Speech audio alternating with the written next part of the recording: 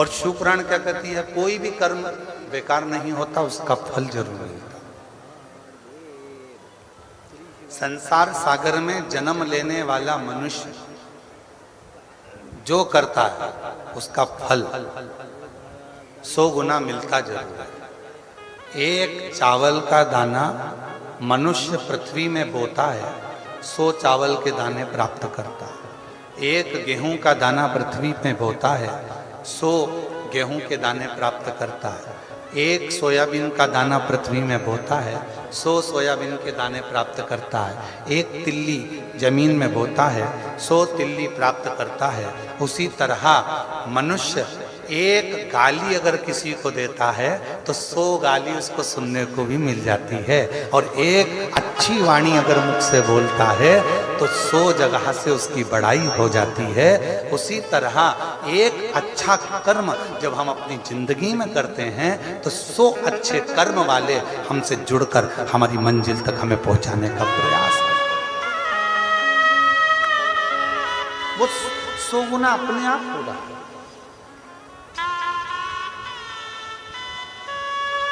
उसको करा नहीं जा रहा, वो अपने आप ही हो रहा है।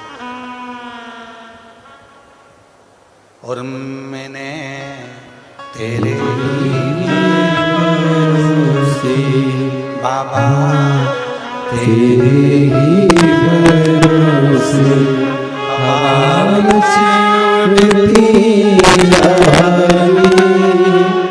बाबा डोर है तो छठी नाम कटी जावागी।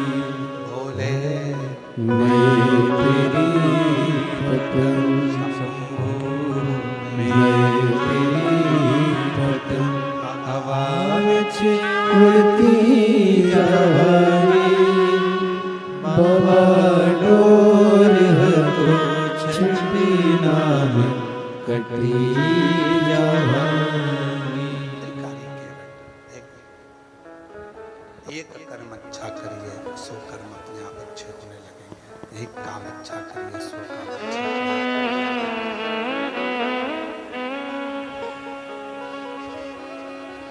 कर्म कोई बुरा नहीं होता। जिस कर्म को करोगे वो सारे कर्म अच्छे हैं, कोई कर्म बुरा नहीं। आवाज तो बढ़ा दो, आवाज नहीं आ रही है, पब्लिक भी परेशान हो रही है। एक कर्म अच्छा करोगे 100 कर्म अपने आप अच्छे होंगे। कर्म श्रेष्ठ करो और मत बुरे कर्म कर बंदे वरना पछताएगा। भगवान की आंखों से तू बच नहीं पाएगा, तू बच नहीं पाएगा। हरि ओम अज्ञानी मत करना दानी। हरि ओम अज्ञानी मत करना दानी। तेरे कर्म का फल भी तू ही पाएगा, जैसा किया तूने तेरे आगे आएगा। मत बुरे कर्म कर बंदे वरना पछताएगा। भगवान की आंखों से तू बच नहीं पाएगा, तू बच नहीं पाएगा। हरि ओम अज्ञानी मत करना दानी। भगवान शंकर का चरित्र कह रहा है, शिव महापुराण की कथा कह रहा है, शिव तत्व कह रहा है। त्रिकारी घाट पर पड़े हुए सारे निर्माल्य को एकत्रित करता है और उस एकत्रित करे हुए निर्माल्य को नदी की बीच धार में जहाँ पानी बहुत तेज मात्रा में बह रहा हो वहां ले जाकर छोड़ देता है। कोई भी कर्म आप अपनी जिंदगी में जितने कर्म कर रहे हो, कर्म यदि आपका श्रेष्ठ है तो उसका फल भी श्रेष्ठ ही हो। जो कर्म कर रहे हो उसका फल आपको श्रेष्ठ ही मिलना। अच्छा ही मिला।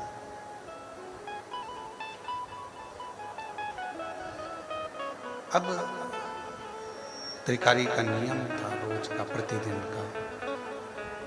आवाज खोलो ना बाहर की, आवाज खोलो बाहर, पब्लिक को आवाज नहीं आ रही है। त्रिकारी का जो नियम था, उस नियम से भगवान शिव बड़े प्रसन्न हुए, भगवान शंकर बड़े प्रसन्न,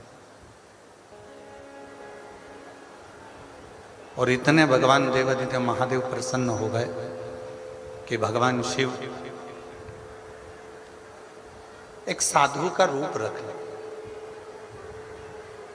और भगवान शंकर साधु का रूप रखकर आज त्रिकारी की परीक्षा लेने के लिए चलते। और याद रखना, 33 कोटि देवता में यदि परीक्षा लेने का हक किसी का है तो वो देवादिदेव महादेव का, शिव का। और रिजल्ट देने का भी अगर हक किसी का है तो वो देवादिदेव महादेव का। हमने पहले भी कथा में काज फिर कहते हैं, तुम मंगलवार का व्रत कर लो, बुधवार का कर लो, चाहे शनिवार का कर लो, चाहे इतवार का कर लो, कोई भी व्रत कर लो, तीज का कर लो, चतुर्थी का कर लो, अष्टमी का कर लो, नवरात्रि का कर लो, चाहे तुम जिसका व्रत कर लो, उस व्रत तुम किसी भी देवता का करोगे पर फल तुम्हें मिलेगा तो केवल शिव जी के पास आकर ही मिलेगा। व्रत तुमने किसी भी देवता का करा है, देवता भी फल देने से पहले शंकर जी से पूछते हैं कि इसने मेरा ये व्रत धारण करा था, पृथ्वी पर रहकर इसने व्रत किया था, इस व्रत का पुण्य फल आपको देना है। तब शिव जी उस व्रत का पुण्य फल निकालकर उसको देते हैं, शंकर। ये उसी तरह, चाहे तुम मौसी सास को कितनी भी चाय पिला लो, मौसी सास तुमको सोने की चेन नहीं देगी। देगी क्या? हो सकता है तुम्हारी मौसी सास दे दे। तुम मौसी सास को कितनी भी चाय पिलाओ, तुम बुआ सास के कितने भी पांव दबाओ, चाहे उसके पांव में तेल लगाओ, तो भी वो अपनी प्रॉपर्टी का हिस्सा नहीं। चाहे तुम मामी सास के पांव दबाओ, चाहे तुम चाची सास के पांव दबाओ, चाहे तुम ताई सास के पांव दबाओ, तुम चाहे किसी के भी पैर दबाओ, वो अपनी प्रॉपर्टी का हिस्सा तुमको नहीं देगी। केवल देगी, भले तुम सास का पांव मत दबाओ, भले तुम उसको चाय मत पिलाओ, तो भी वो अपनी हिस्सा मरते मरते देके तुमको ही जाएगी। वो चाहे तुम कैसे भी, तुम कैसे,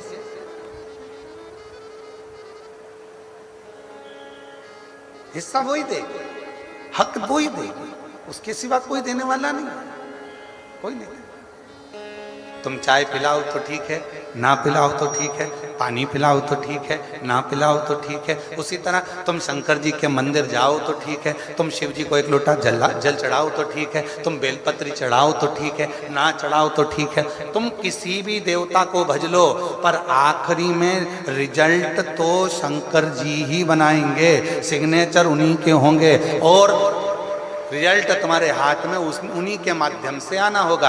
क्यों? क्योंकि ब्रह्मा ब्रह्म लोक के देवता हैं, और भगवान विष्णु वैकुंठ लोक के देवता हैं, इंद्र लोक के देवता हैं, और मेरे देव अधिदेव महादेव इस मृत्यु लोक के देवता हैं। मृत्यु लोक का अगर कोई रिजल्ट बनाएगा, तुम्हारे स्कूल का रिजल्ट तुम्हारे प्रिंसिपल टीचर बनाते हैं। बोलो बोलो, सत्य है कि गलत है? तुम्हारे स्कूल का रिजल्ट कौन बनाएगा? तुम्हारे टीचर, क्लास टीचर तुम्हारे क्लास का रिजल्ट बनाते हैं, स्कूल का टीचर स्कूल का रिजल्ट बनाता है। उसी तरह पृथ्वी का रिजल्ट कौन बनाएगा? इस पृथ्वी पर जन्म लेने वाले जितने भी जीव हैं, जलचर हैं, थलचर हैं, वायुचर हैं, जितने भी जीव हैं, मनुष्य हैं, संसार के ये मानव, संत, साधु, सन्यासी, तपस्वी, साधक, उपासक, बैरागी, त्यागी, जितने भी संसार में जन्म लेने वाला, चाहे साधारण सा साधारण, कोई गरीब बड़ा भी है, कोई अमीर भी है, कोई कैसा भी है, इन सब का रिजल्ट अगर कोई बनाएगा तो आखिरी में देवादिदेव महादेव ही बनाएंगे कि इसने कितना भजन करा, कितना पुण्य करा, कितना सत्कर्म करा, कितनी कीर्ति, कितना भजन, कितना कीर्तन, क्या करा इसने, आखिरी का रिजल्ट वही बनाएगा, कोई दूसरा नहीं बना।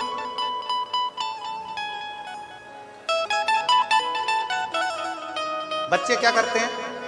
अब बच्चों से समझदारी सीख लो। बच्चे क्या करते हैं? मम्मी कितनी समझदार होती है, बच्चे की कोचिंग ट्यूशन कहाँ लगाती है? क्लास टीचर के। क्लास टीचर क्या क्यों लगाती है?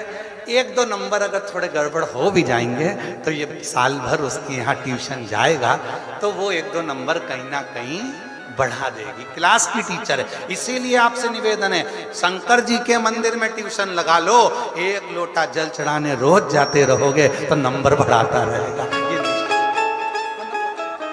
कौन सा नंबर? कहा दुख काटने का, तकलीफें काटने का, कष्ट काटने का, परेशानियां काटने का। जो तुम्हारे जीवन में दुख है, कष्ट है, परेशानियां हैं, जो तुम्हारे जीवन में तकलीफें हैं, उसको काटने का नंबर मेरा शिव बढ़ाता रहे, मेरा शंकर बढ़ाता रहे।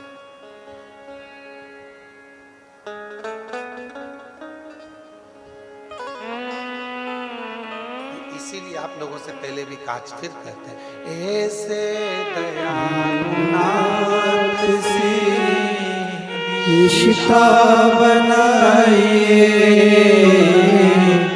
ऐसे दयालु नाथ से रिश्ता बनाइए, मिलता रहेगा आपको जो कुछ भी चाहिए, मिलता रहेगा आपको जो कुछ भी चाहिए। मिलता करिश्मा होगा जो हुआ कभी नहीं, ऐसा करिश्मा होगा जो कभी नहीं। मांगा है भोलेनाथ से वरदान लेके, मांगा है भोलेनाथ से वरदान लेके, तेरी कृपा बनी रहे जब तक है जिंदगी, तेरी कृपा बनी रहे जब तक है जिंदगी। मांगा है भोलेनाथ से वरदान लेके, मांगा है भोलेनाथ से वरदान लेके। शिव कृपा कथा उससे संबंध जोड़ो। जब हम उस ईश्वर से, उस परमात्मा से, शिव से संबंध जोड़ लेते हैं तो जीवन की सारी अटकलियां, जीवन के सारे दुख, जीवन की सारी तकलीफें, जीवन का सारा कष्ट अपने आप मिटना प्रारंभ हो जाता है, अपने आप समाप्त हो।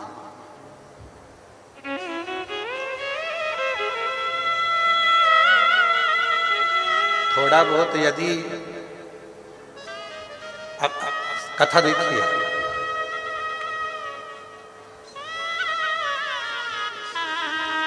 दक्ष प्रजापति की पुत्री माता सती को शादी होते से ही शिव जी कथा सुनाने लगा।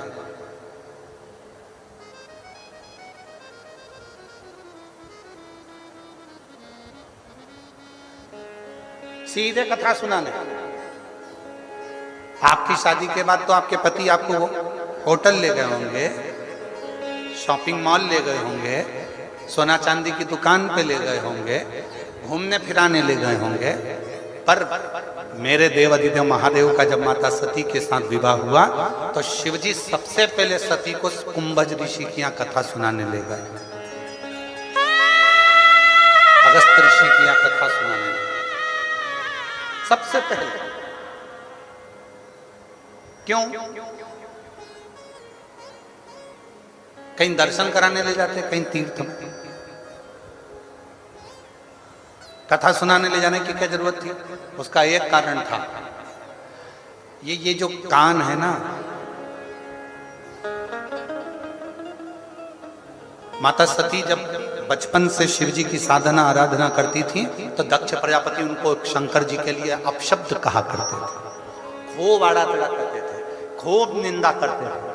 दक्ष प्रजापति भी निंदा करते थे, माता सती की बहनें भी निंदा करती थी शिव जी की। वो निंदा जो सती माता के कानों में भरा चुकी थी, उस निंदा के रस को शंकर भगवान सबसे पहले बाहर निकालना चाहते थे, इसलिए कथा सुनाने के लिए ले गए कि ये रस निंदा का बाहर निकल जाए। जब निंदा बाहर निकल जाएगी तो तू मेरी हो जाएगी, फिर संसार सागर तुझे ठीक नहीं दिखेगा, केवल शिव ही, केवल शंकर ही नजर आए।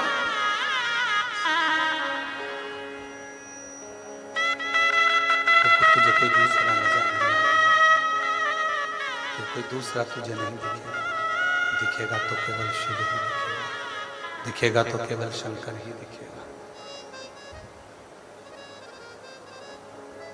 शिव माता सती को कथा सुनाने के लिए, माता सती।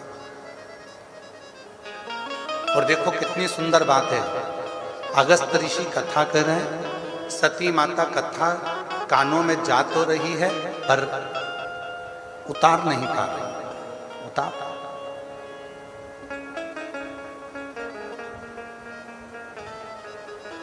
हम तो आपको धन्यवाद देते हैं, जितनी परीक्षा हमारी जिंदगी में हमने 30 साल में कथा देखी है और हर जगह कथा करने गए हैं और एक एक महीने में 3-3, 4-4 कथा होती है। जितनी परीक्षा हमने किसी कथा में नहीं देखी, उतनी परीक्षा हमने यवतमाल की इस कथा में देखी।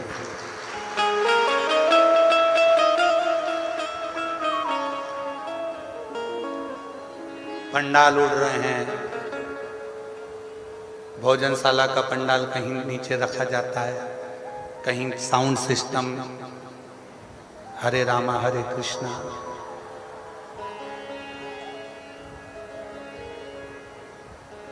और बचा कुचा था तो 2-3 दिन से लगातार पानी, और पानी भी ऐसा कि अब यजमान जो समिति है बहिराम देव शिव पुराण सेवा समिति, इसने तो पूरी व्यवस्था करी है, पर पानी के आगे किसका जोर।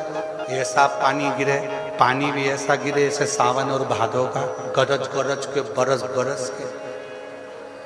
अच्छा, हमको तो ऐसा लग रहा था कि भगवान भी साउंड की टेस्टिंग कर रहे हैं।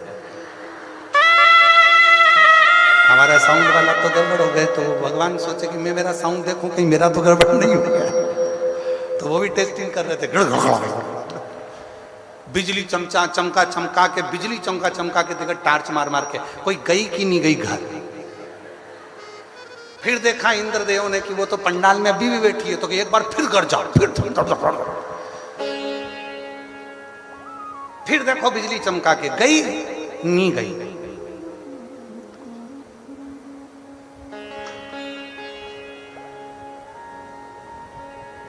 हमारी इतनी कथाओं में ये पहली कथा है आरणी यवतमाल की, जो पहले दिन से परीक्षा परीक्षा परीक्षा परीक्षा परीक्षा परीक्षा परीक्षा परीक्षा, और आज भी चल रही है। ऐसा नहीं है, आज भी तुम्हारी परीक्षा चल रही है, ऐसा नहीं। कीचड़ हो गया, चलते नहीं बने, फोर, फिर चलाए सो, अब जाए इधर से पानी उधर से पानी उधर, ये व्यवस्था उधर। फिर भी बहिराम देव शिव महापुराण सेवा समिति के लिए एक बार ताली बजाओ, उसने बहुत मेहनत करी है, बहुत।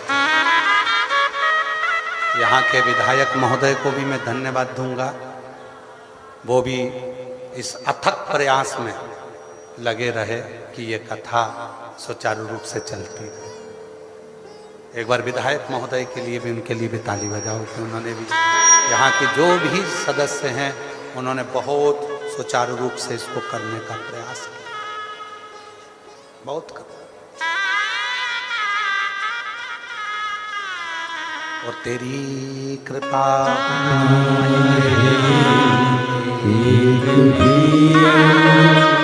लेते हैं श्वास तेरी कृपा से तनु तनु।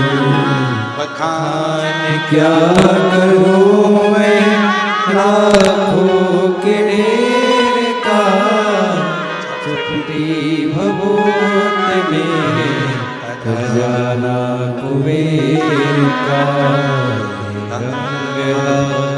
मुक्ति द्वार ओमकार तू, भोले ओमकार तू। आयो शरण तिहारी शंभु तार तार तू। बहुत परीक्षा चालू। तो शिवजी ने त्रिकारी केवट की परीक्षा ली, और शिव परीक्षा बहुत अच्छी लेते हैं, और जितनी जितनी मेरे शंकर भगवान परीक्षा लेते हैं उतना उतना फल भी देते हैं।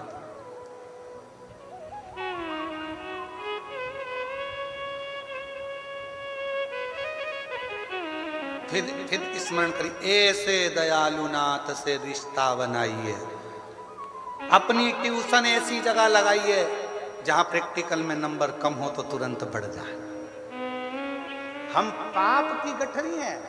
संसार में जन्म लेने वाला प्रत्येक मनुष्य चाहे कितना बड़ा भी पद पर क्यों ना बैठ जाए तो भी उसकी जिंदगी में उससे पाप हो ही जाता है। कहीं नहीं होता तो 4 स्थान पर हर व्यक्ति से पाप होता है। पहला, झाड़ू लगाते समय, अगर वो झाड़ू लगा रहा है उसके नीचे छोटे छोटे जीव मर जाते हैं जिसका पाप माथे चढ़ जाता है। दूसरा, पानी भरते समय, स्नान करते समय, कपड़े धोते समय, बर्तन धोते समय, बर्तन मांजते समय छोटे छोटे जीव मर जाते हैं, उसका पाप माथे चढ़ जाता है। तीसरा, अग्नि जलाते समय, अग्नि जलाएगा पतंगे जलेंगे, छोटे छोटे जीव जल जाते हैं, उसका पाप माथे चढ़ जाता है।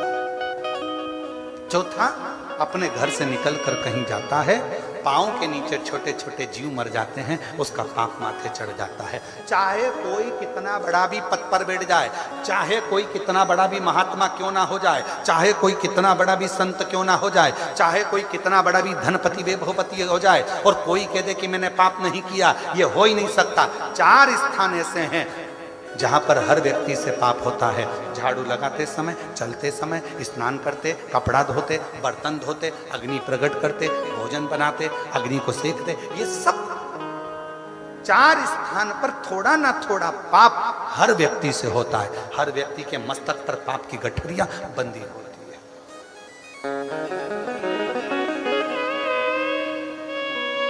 ऐसा नहीं कि संसार सागर में किसी ने पाप कर्म नहीं करा, पाप कर्म, ये संसार सागर में हर व्यक्ति से पाप होता है। तो पाप होता है तो एक काम क्यों ना करें, हम शिव से जान पहचान बनाएं। क्यों? क्योंकि हमारी फाइल तैयार करेगा तो देवादिदेव महादेव करेगा, और फाइल तैयार होगी, सिग्नेचर होगा, तब जाकर वैकुंठ में वो कहते हैं ना, भैया तुमको अमेरिका जाना है या दुबई जाना है तो तुम्हारा जो पासपोर्ट है वो अच्छा सब दूर से सील ठप्पा लगा हुआ तैयारी कर कर वहाँ तो केवल देखा जाएगा, हाँ किसके सिग्नेचर है, हाँ ठीक है बिठाओ और पहुंचाओ। बस उसी तरह से अपने इस जीवन पर संपूर्ण हमारे चाहे अच्छे कर्म हो, बुरे कर्म हो, पाप कर्म हो, श्रेष्ठ कर्म हो, उन सब पर अगर कोई सिग्नेचर करेगा तो मेरा देव अधिदेव महादेव करेगा। और अंत समय प्रभु आना पड़ेगा। सबको आता है, सबको आता है, सब बोलो।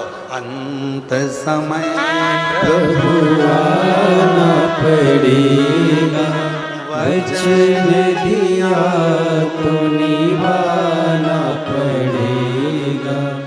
आए ना आए प्रभु कुटुंब कबीला, अंत समय प्रभु आना पड़ेगा।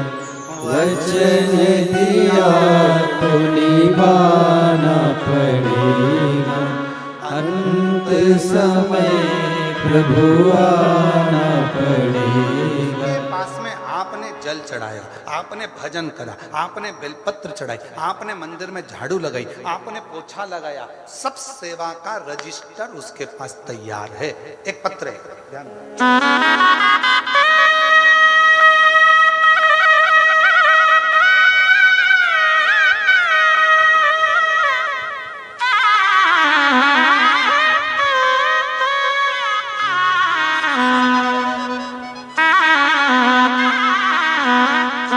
मेरा नाम सो जय श्री रविंद्र टेहरे, मेरा मोबाइल नंबर ये है। संतान प्राप्ति आप पढ़ के बताओ कितने साल के बाद हुई है? 23 साल के बाद। ठीक है, कहीं बैठी हो तो हाथ हिला सकती हैं, और अगर बच्चा आया हो साथ में तो उसको ला सकती हैं। ये बच्चे का फोटो है। मेरा नाम सो जय श्री रविंद्र टेहरे, मोबाइल नंबर ये है। मेरी शादी को 23 साल हो चुके हैं गुरुदेव। अब जरा उस बहन की दुख भरी का कथा सुनिएगा, जरा कहानी जरा इस पत्र के माध्यम से सुनिए। मेरा बड़ा बेटा, मेरा एक बेटा 13 साल का था, तब उसको खेलते खेलते गले में फांसी लगी और वो मुझे छोड़कर चला गया। अब उन्होंने तो एक 13 साल और एक 18 साल लिखा है, पत्र को पढ़िए। एक 13 साल का लड़का था, उसको भी फांसी लगी, वो चला गया खेलते खेलते बच्चों के साथ। दूसरा बेटा था मेरा 18 साल का, वो भी मुझे छोड़कर चला गया। एक 13 साल का गया, एक 18 साल का, वो भी मुझे छोड़कर चले गए। बहुत दुख होता था गुरुदेव, दिन रात रोती थी, आंख से आंसू बहता रहता था। घर के बाहर बैठी हुई, दिया लगाना भी बंद कर दिया था घर के बाहर। एक दिन बैठी थी, तब किसी एक बच्ची ने आकर कहा, वो सीहोर वाला बाबा कथा कहता है, उसकी कथा तो टीवी पर सुना कर काकी। वो बाबा सबकी सुनता, टीवी पे कथा सुनने से कोई बच्चा हो जाता। मैंने उस बच्ची को थोड़ा चिल्लाया, बच्ची चली गई। फिर मन में आया कि वो सीहोर वाला बाबा है कौन। टीवी चालू करी, आस्था चैनल, कथा सुनना प्रारंभ करी और बाबा से वहीं बैठकर प्रार्थना करी, बाबा कृपा कर, मैं कहीं नहीं जा सकती क्योंकि मेरे 2 बेटे चले गए, लोग मुझे अपशब्द कहते हैं। मेरा 13 साल का और मेरा 18 साल का बेटा चले गया, लोग मुझे आड़ा टेढ़ा कहते हैं। मैं किसको मुंह दिखाऊं? अब तू ही कुछ कर सकता है। मैं नहीं जानती थी कि शिव जी पे जल चढ़ाने का क्या फल होता है। मैंने बस एक नियम लिया, भगवान शंकर के मंदिर में जाना। रोज मंदिर जाती, लोटा भर के जल चढ़ाती, आचमन करती, बाबा के मंदिर में झाड़ू लगा देती, पोछा लगा देती। गुरुजी आप कहते हो उसके पास में सबका हिसाब है। हो सकता है मेरे बाबा ने हिसाब रखा और 23 साल के बाद मेरे घर में पुत्र रत्न की प्राप्ति हो गई। 23, एक 13 साल का बेटा चले गया, एक 18 साल का बेटा चले गया। मना कर दिया था डॉक्टरों ने, तुम्हारे यहां अब संतान नहीं हो सकती। आस छोड़ दी थी, तो भी मेरे बाबा ने मुझे औलाद दी। एक लाइन लिखी है, आप उसको पढ़िएगा, जो हमने कल भी गुनगुनाई थी। मेरा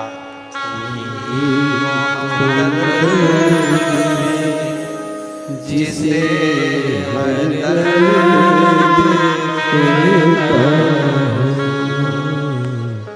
मेरा तो हमदर्द है, जिसे हर दर्द कहता हूँ। दुनिया के आगे प्रभु चुपचाप में रहता हूँ, दुनिया के आगे प्रभु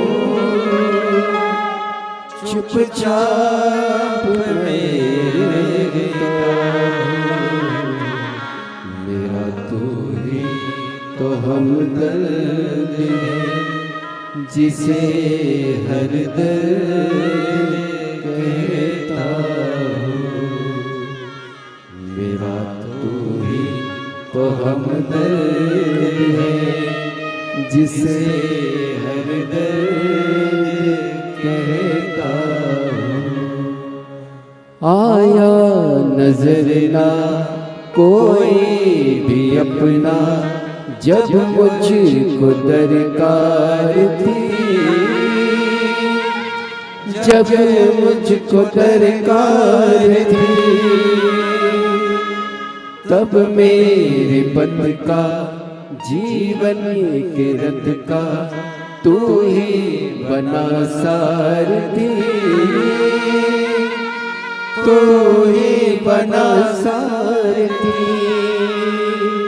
राघवने की हर कदम पर निगहबानिया मेरा तू ही तो हमदर्द है जिसे हर दर्द कहता हूँ। मेरा तू ही तो हमदर्द है जिसे हर दर्द कहता हूँ।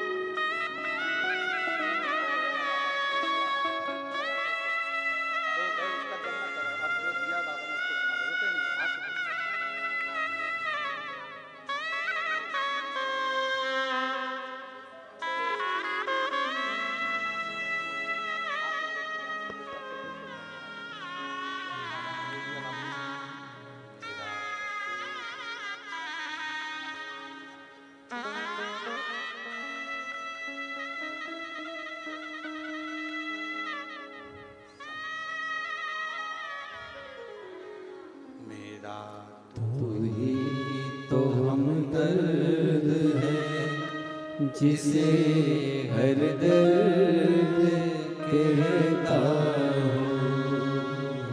उससे एक संबंध जोड़ दीजिए, और जब एक संबंध उस शिव से जुड़ जाए, एक संबंध जब मेरे देवादिदेव महादेव से हो जाए, आपका नंबर कब बढ़ जाएगा पता नहीं पड़ेगा, आपका दुख कब कट जाएगा पता नहीं पड़ेगा, आपकी तकलीफ कब कट जाएगी पता नहीं चलेगा। कब दुख कटेगा, कब तकलीफ मिटेगी? शिव परीक्षा लेता, परिणाम भी देता, रिजल्ट भी देता, और जब देता है तो दुनिया का सारा सुख प्रदान कर देता। त्रिकारी के दरवाजे पर आवाज लगाई सुबह सुबह एक साधु ने, मुझे पार कर दो, उस पार जाना। शिव साधु बनकर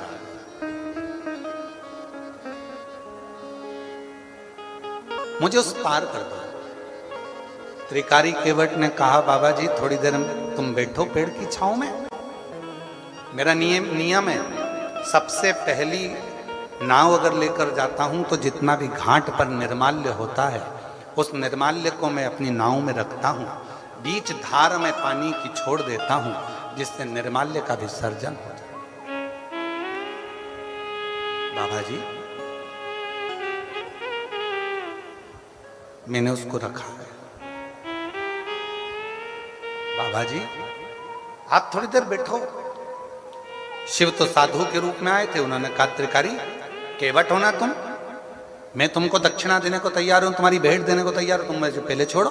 नहीं नहीं मैं पहले नहीं छोड़ूंगा, सबसे पहला मेरा नियम है निर्माल्य को मैं विसर्जन करूंगा, उसके बाद ही छोड़ूंगा। अब तो साधु ने कहा कि मैं तुझे तेरी उतराई दुगनी दूंगा, साधु जैसे ही बोले तो केवट त्रिकारी ने कहा नहीं नहीं नहीं, मैंने को नहीं चाहिए, मैं तेरी उतराई 4 गुना दूंगा, मुझे उतराई नहीं चाहिए। मैं तेरी उतराई 50 गुना दूंगा, नहीं। साधु ने अपनी झोली में से एक पोटली निकाली भरी हुई असरफियों की, असरफी की पोटली रख दी केवट के सामने। त्रिकारी केवट, ये ले असरफियों की पोटली और सबसे पहले मुझे उस पार छोड़ दे, बहुत जरूरी काम है, फिर तू तेरा काम करना। इतने में केवट हाथ जोड़कर बोला, बाबा जी आपकी ये पोटली आपके पास रखो, जितनी देर आप बात कर रहे हो उतनी देर में तो मैं निर्माल्य विसर्जन कर कर आ जाऊंगा। और त्रिकारी दौड़ पड़ा, घाट का सारा निर्माल्य उठाकर नाव में रखा, बीच मझधार में पानी में वो छोड़ दिया। और जैसे ही निर्माल्य का विसर्जन हुआ, त्रिकारी केवट वापिस आया और आकर जो देखता है तो वो साधु तो नहीं था, मेरा देव अधिदेव महादेव खड़ा था, मेरा शिव।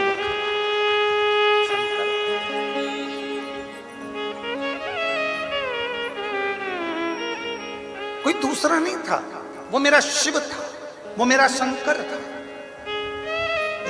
एक पत्र है, उस पत्र में एक भाई ने लिखा,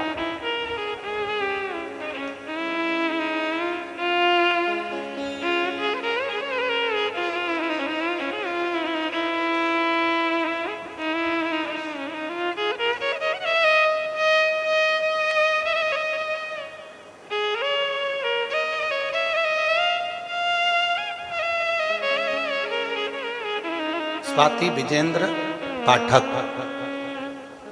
रायपुर छत्तीसगढ़ से। कहीं बैठी हो रायपुर छत्तीसगढ़ से। स्वाति विजेंद्र पाठक रायपुर छत्तीसगढ़ से आई है। कहीं बैठी हैं आप ही हैं, आ जाओ। एक बेलपत्र लेकर, एक लोटे जल का मैं क्या वर्णन करूं। मैं रायपुर छत्तीसगढ़ की रहने वाली हूं। सन 2024 से मेरे पति विजेंद्र पाठक, इनका पेट 2024 में मेरे पति विजेंद्र पाठक, इनके पेट में दर्द रहता था। मेरे परिवार के लोगों ने उन्हें अस्पताल में दिखाया तो आराम मिला, और कुछ दिन के बाद बहुत ज़्यादा पेट में दर्द रहा तो हमने रायपुर के नारायण अस्पताल में भर्ती किया। वहाँ जांच की तो डॉक्टर ने कहा कि इनकी किडनी और पेनक्रियाज पूरे तरीके से खराब हो चुके हैं, इनका इलाज, इनकी हालत खतरे में। फिर डॉक्टर ने कहा कि इनको वेंटिलेटर में रखना पड़ेगा। तब से 2 महीने तक वेंटिलेटर अच्छा होना दिख नहीं रहा था। अस्पताल के बाहर रोज रोती मिली और उसने बताया कि नया रायपुर में कथा सुन ले, तुझे जरूर उसका लाभ मिलेगा। गुरुदेव, पति वेंटिलेटर पर पड़ा, मन कथा में कैसे लगे। पति भी हॉस्पिटल में रायपुर के, कथा भी रायपुर में छत्तीसगढ़ में चल रही, नया रायपुर में। वो माता ने कहा कि वो प्रदीप मिश्रा है, कथा कर रहा है, तू चली जा। मेरा पति वेंटिलेटर पे पड़ा है, मन कैसे लगेगा। कुछ मत कर, तू जा तो वहां की थोड़ी सी मिट्टी ही लेके आ जाना और वहां बैठकर उस मिट्टी को तेरे शरीर पर लगाना, विनती करना। गुरुदेव, मैं नया रायपुर ऑटो कर कथा में पहुंच गई। पति वेंटिलेटर पर था और वहां जाकर मैंने कथा सुनी। वहां से थोड़ी सी मिट्टी उठाकर लेकर आई। डॉक्टर ने मना कर दिया, कुछ भी चीज अंदर नहीं जा सकती। मैं अपने कपड़े पर मिट्टी लगा ली और लगाकर अंदर वेंटिलेटर के पास चली गई और अपने पति के शरीर को मैंने उस मिट्टी को उसके शरीर से लगा दिया। गुरुदेव, 2 महीने से जो पति वेंटिलेटर पर था, बाबा की कृपा से 5 घंटे के अंदर वो वेंटिलेटर पे काम करना प्रारंभ करा और वेंटिलेटर से हट गया। वापिस किडनी की जांच हुई, पेनक्रियाज की फिर जांच हुई और बाबा ने ऐसी कृपा कर दी कि डॉक्टर ने कह दिया कि किडनी और पेनक्रियाज पूरी तरीके से ठीक हो गए हैं और बाबा की कृपा से आज मेरा पति ठीक हो गया। मैं बाबा को यहाँ प्रणाम करने के लिए आई। गुरुजी, एक निवेदन है, आपके पंडाल की मिट्टी में क्या है? बहन, हमको भी नहीं मालूम, पर इतना जरूर मालूम है कि जब श्री शिवाय नमस्तुभ्यम का इतने मेरे भक्त मेरे शिव के उपासक जब जप करते हैं तो ये मिट्टी भी सिद्ध हो जाती है और उसका फल प्राप्त कर लेते हैं। ऐसे दयालुनाथ से रिश्ता बनाइए, ऐसे दयालुनाथ से रिश्ता बनाइए, रहेगा आपको जो कुछ भी चाहिए, मिलता रहेगा आपको कुछ भी चाहिए। ऐसा करिश्मा होगा जो हुआ कभी नहीं, ऐसा करिश्मा होगा जो हुआ कभी नहीं। मांगा है भोलेनाथ से वरदान लेके भी, मांगा है भोलेनाथ से वरदान लेके भी। बनी रहे जब तक जिंदगी, बोलो बोलो यवतमाल वालों सब बोलो, तेरी दया बनी रहे जब तक जिंदगी। मांगा है भोलेनाथ से वरदान लेके भी, मांगा है भोलेनाथ से वरदान लेके भी। बस उसकी उदारता, उसकी शरणागति।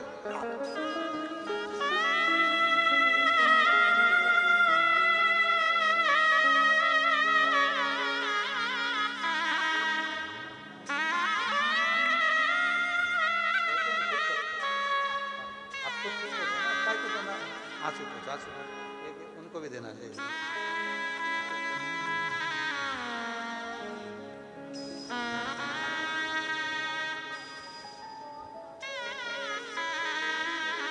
बेटी कह रही है बहुत ज़्यादा सीरियस थे, डॉक्टर ने तो हाथ ही ऊंचे कर दिए थे, 2 महीने से वेंटिलेटर पर। डॉक्टर ने कहा था 1% भी चांस नहीं है, केवल बॉडी ही जाएगी। बेटी पहुंच गई रायपुर, नया रायपुर ऑटो पकड़कर बैठ गई कथा के पंडाल में। पति हॉस्पिटल में, खुद कथा के पंडाल में पहुंच गई मिट्टी लगा के शरीर पे, और बाबा की कृपा से बेटा सावित्री के रूप में तुम हो जो अपने सत्यवान को वापिस लेकर आ गई। ये